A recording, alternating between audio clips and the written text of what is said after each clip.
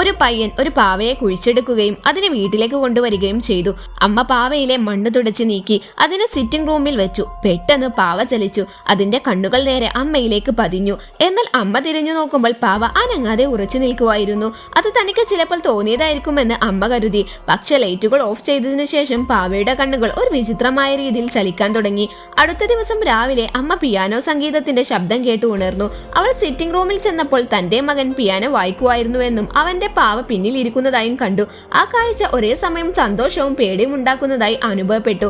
എന്നാൽ പയ്യൻ തിരിഞ്ഞു നോക്കുമ്പോൾ പാവയും അവനോടൊപ്പം തിരിഞ്ഞു നോക്കി. അതിന്റെ കണ്ണുകൾ കടലാസ് പാളികളിലൂടെ കുത്തിപ്പരത്തുന്ന വിചിത്രമായതായി തോന്നി. പിന്നീട് പാവ പയ്യനുമായി കമ്മ്യൂണിക്കേഷൻ തുടങ്ങുകയും അമ്മയുടെ അനുമതിയോടെ അതിനെ കാട്ടിലേക്ക് കൊണ്ടുപോവുകയും ചെയ്തു. അവർ പാവ കണ്ടെത്തിയ സ്ഥലത്തേക്ക് മടങ്ങി. അവിടെ അവർ പാവയുടെ വസ്ത്രങ്ങളാൽ നിറഞ്ഞ ശവപ്പെട്ടി പോലെയുള്ള ഒരു പെട്ടി കണ്ടെത്തി. ഉടനെ തന്നെ ഒരു പുരുഷൻ അവിടെ പ്രത്യക്ഷപ്പെട്ടു. അവൻ തന്റെ പേര് പറഞ്ഞിട്ട് കാട്ടുകാവൽക്കാരനാണെന്ന് പരിചയപ്പെടുത്തി. ആ രാത്രി ആ പ്രദേശത്ത് ആരും വരാൻ പാടില്ലെന്ന് മുന്നറിയിപ്പ് നൽകി. അമ്മ പേടിച്ച് എല്ലാം ഭർത്താവിനോട് പോയി പറഞ്ഞു. എന്തോ ദുഷ്പ്രതീക്ഷയെന്നോണം അവൾക്ക് തോന്നി. പാവയെ എറിഞ്ഞു കളയണമെന്ന് അവൾ വിചാരിച്ചു. പക്ഷെ അതേസമയം അവർ മകന്റെ മുറിയിൽ നിന്ന് അവന്റെ ശബ്ദം കേട്ടു. നോക്കുമ്പോൾ അവൻ പാവയോട് സംസാരിക്കുമായിരുന്നു. അമ്മ ഭർത്താവിനെ വിളിച്ചു. അവനും ആകെ ഭയന്ന് വിറച്ചുപോയി. സംഭവം എന്തെന്നാൽ അവരുടെ മകൻ ഓട്ടിസം കാരണം ഒരു വർഷമായി ഒരു വാക്കുപോലും സംസാരിച്ചിരുന്നില്ല. എങ്കിലും എഴുതിയാണ് പ്രതികരിച്ചിരുന്നത്. ഇതൊക്കെ കണ്ടപ്പോൾ മാതാപിതാക്കൾ അതിനെ വലിയ പുരോഗതിയായിട്ട് കണ്ടു. അവർ സന്തോഷഭരിതരായി. അവർ പാവയെ സൂക്ഷിക്കാൻ തീരുമാനിച്ചു. എന്നാൽ അന്നു മുതൽ ആ വീട്ടിൽ വിചിത്രമായ സംഭവങ്ങൾ ആരംഭിച്ചു.